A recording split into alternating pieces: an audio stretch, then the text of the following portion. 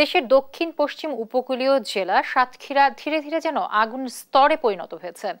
সর্বোচ্চ গরমেও বিশ্রাম নেই এই জেলার শ্রমজীবী মানুষের। বিস্তারিত সাতক্ষীরা থেকে সহকর্মী শরীফুল্লাহ কায়সার সুমনের পাঠানো তথ্যছবিতে ডেস্ক রিপোর্টে থাকছে। কাজ না করলে ঘরে খাবার জুটবে না, আবার প্রচন্ড দাবদাহে কাজ করে অসুস্থ হয়ে পড়লেও এক গ্লাস খাবার পানি মুখে তুলে দেবার যেন কেউই নেই। উপায়হীন শ্রমজীবী মানুষ তাই পথে পথে খেটে যাচ্ছে পরিবারের দুমুঠো অন্ন জোগাড় করতে। শ্রমজীবী সাধারণ মানুষের দুঃখ সবাই দেখবে, কিন্তু সাহায্যের জন্য কেউ পাশে এগিয়ে আসবে না বলে আক্ষেপ করলেন তারা। আমরা যদি রোজ কাজ না করি আমরা কি খাবো, কি কোথায় পাবো?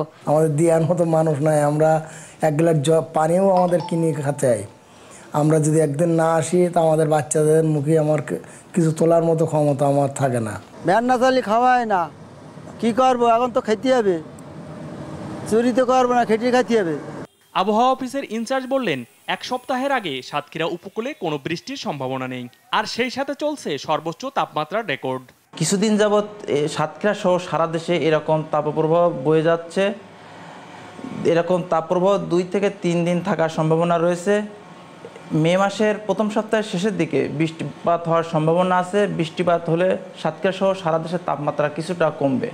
সাতক্ষীরা সরকারি কলেজের অধ্যাপক ও জলবায়ু বিশেষজ্ঞ অধ্যাপক অলিউর রহমান বললেন, জলবায়ু পরিবর্তন ও মানবসৃষ্ট গাছ কাটা আর এয়ার কন্ডিশন ব্যবস্থা আমাদের পরিবেশ ও আবহাওয়াকে অতি গরমের দিকে ঠেলে দিচ্ছে, যার করুণ শিকার হচ্ছে এই এলাকার শ্রমজীবী সাধারণ মানুষ।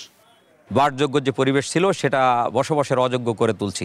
তো এ ব্যাপারে সবাইকে সতর্ক থাকা উচিত। ব্যাপক হারে আমাদের বনায়ন করা উচিত, বন সৃজন করা উচিত। আমাদের যে পরিবেশকে রক্ষা করার জন্য আমাদের এই যে লবণাক্ত যে পরিবেশ, সেই লবণাক্ত পরিবেশ থেকে মুক্ত থাকার জন্য আমাদের যে ঘের করা থেকেও বিরত থাকা উচিত। মঙ্গলবার সাতক্ষীরায় চলমান 10-20 বছরের মধ্যে সর্বোচ্চ তাপমাত্রা রেকর্ড করেছে 42.2 ডিগ্রি সেলসিয়াস। ক্রমাগত আরও গরম বাড়তে থাকবে। এ মুহূর্তে উপকূল রক্ষায় ব্যাপক বৃক্ষরোপণের বিকল্প নেই বলে জানালেন বিশেষজ্ঞরা। নিউজ ডেস্ক, দেশ টিভি।